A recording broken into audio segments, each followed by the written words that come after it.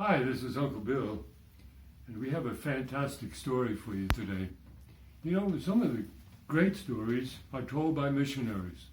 And by the way, missionaries have to be everything. They have to be dentists, they have to be doctors, mechanics, you name it, they have to be it. Well, this missionary is a friend of mine by the name of Dr. Bob Foster. And, you know, he told us, he's told me a funny story. So I'd like to bring it to your attention today.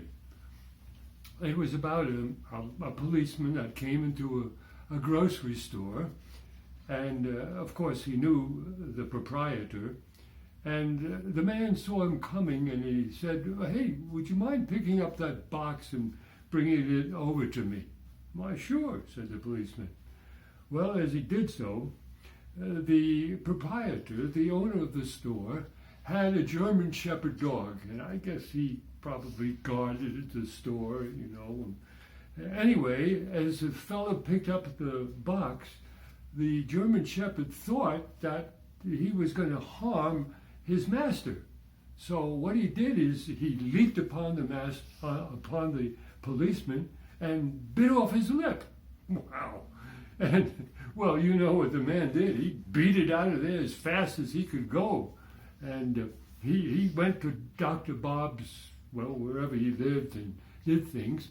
And he said, "Oh, doctor, please, look what happened. Can you help me?" And Dr. Bob looked at him and said, "Well, I could fix that lip of yours, but it would be much better if I had the lip. Where is it?" "Oh, well, it's back in the grocery store. I guess on the floor." "Well, you gotta get it, you know." So I guess they sent word to the man there, and they brought the lip, and it was all dirty. So they had to clean it up, and Dr. Bob said, "Now this is what I'm going to do. I'm going to give you a shot, and you won't feel a thing when I sew the lip back onto your mouth." And Dr. Bob went into the other room, and the fellow thought about this, getting a shot. "Oh no, this is going to be terrible." So he beat it out of there as fast as he could go, and he went home. And there was his wife looking at him and said, "Hey, if you expect to live with me, you better get that lip sewed on." So he very sheepishly went back to Dr. Bob and said, "Oh, okay, I'm ready." "All right." So Dr. Bob said, "Where is the lip?" "Well, I don't know." And they asked everybody, and finally the janitor, I guess it was, he said, "I didn't think anybody wanted that thing, so I threw it in the dump." Oh, boy. So they went in the dump, and sure enough, there it was, and they had to clean it up again. Well, Dr. Bob says, "You know, this lip has been abused, and I don't know if it's going to take, but we'll sew it on anyway and see what happens." So they gave him a shot, and everything was fine, and Dr. Bob sewed on the lip. Well, the man went away, and he came back next day or so, and looked pretty good. And Dr. Bob says, "Well, come back next week." All right, he came back on a Tuesday, and Dr. Bob looked at it again, and he said, "Why, this looks pretty good. Come back in another week." And sure enough, the man came back, and Dr. Bob looked at it and said, "Why, it has taken. It is good." And you know what the man said? He said, "Well, you fixed it for me. Thank you very much. You did it." And Bob Foster said, "Oh, no, I didn't do it. This lip should not have worked. It should have just faded away, and you had to throw it away. But God did it. He is the one that saved that lip and made it work so that you now have a lip today." And the man said, "Oh, God did it."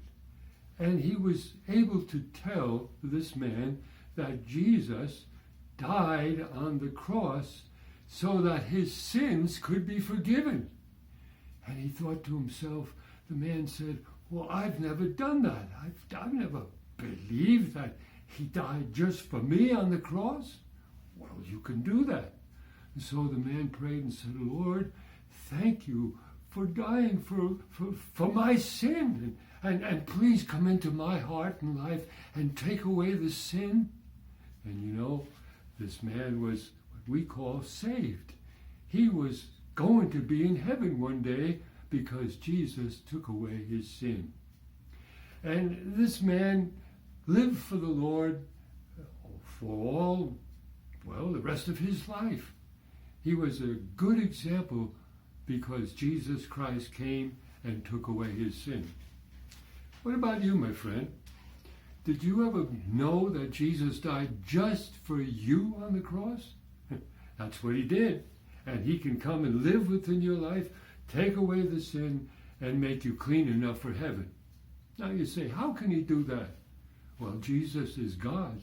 He came to this earth because he loved people, and he knew the only way that people could have their sins forgiven, he had to die on the cross to pay for our sin.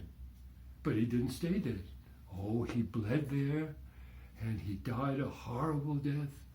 But the third day, he came back to life again, and Jesus is alive, you see. That's why he can come into your life and clean it up and make you a new person so that you have joy in your heart and so you could live for him each and every day.